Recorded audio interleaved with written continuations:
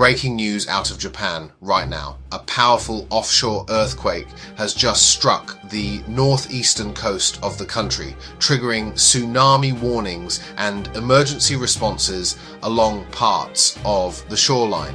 This did not strike Tokyo or central Japan. It hit farther north off the coast of Aomori Prefecture, directly facing the Pacific Ocean in one of the most seismically active regions on Earth. Evacuations were ordered, transportation was disrupted, and coastal communities began monitoring the ocean in real time. This situation is still unfolding, and in this video I will explain exactly where this earthquake occurred, why this region is so dangerous, what we know so far, and what could happen next. This earthquake occurred offshore of Aomori Prefecture at the northern tip of Japan's main island, Honshu. This region is colder, rugged, and deeply tied to the sea, with fishing towns, ports, and long exposed coastlines facing directly into the Pacific. Cities such as Hashinohe are located close to the water, which is why tsunami warnings here are taken extremely seriously. Residents in this part of Japan live with earthquakes as part of daily life, but they also live with memory. And that memory drives rapid, disciplined responses when alerts are issued. Japan sits on one of the most complex tectonic intersections on the planet. Off the northeast coast, the Pacific Plate is actively being forced beneath the Okhotsk Plate along the Japan Trench. This is a subduction zone, the same type of fault responsible for the largest earthquakes ever recorded. This region forms part of the Pacific Ring of Fire, a massive zone of earthquakes and volcanoes that encircles the entire Pacific Ocean. Most of the time, this movement is invisible, with stress building slowly deep underground. When that stress is released, it can produce sudden and violent shaking like what has just occurred offshore. Early measurements place this earthquake between magnitude 7.5 and 7.6, depending on the reporting agency. Variations like this are normal during breaking events as data continues to be refined. The quake occurred offshore at a moderate depth, which helps limit surface damage but raises concern about possible tsunami generation. Following the earthquake, tsunami warnings were issued for parts of the northeastern coast. Evacuations were ordered, rail services were slowed or stopped, ports were cleared, and authorities began monitoring tide gauges and sea level sensors continuously.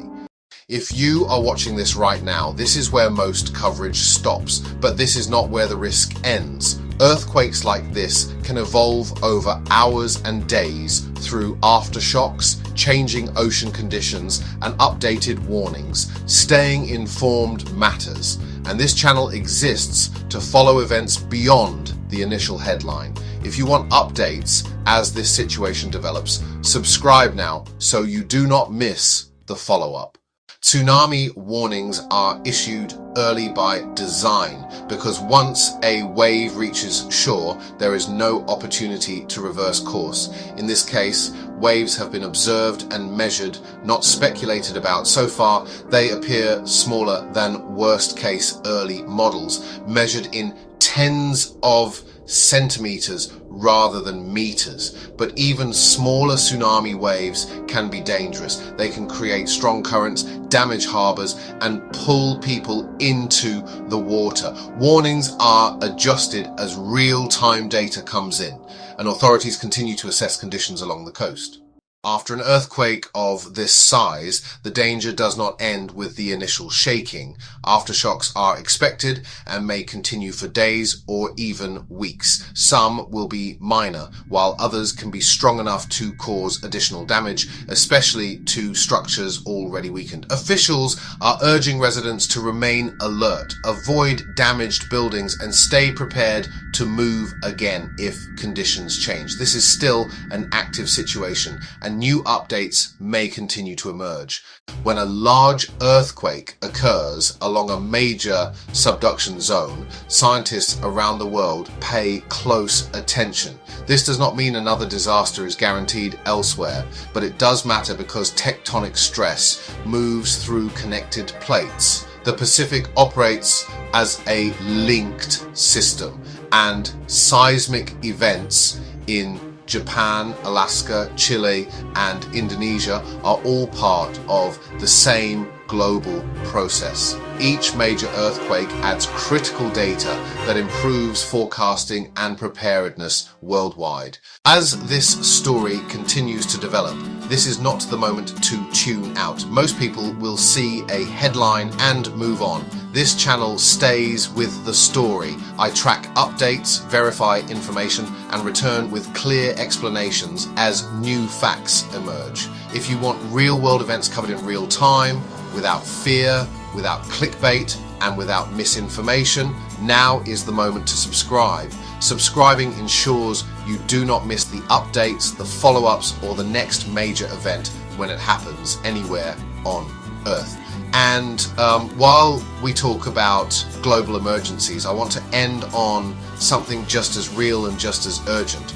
Almost Home Canine Rescue is a volunteer-run organisation saving dogs who have been abandoned, neglected, or left with no other options. The link to Almost Home Canine Rescue is in the description.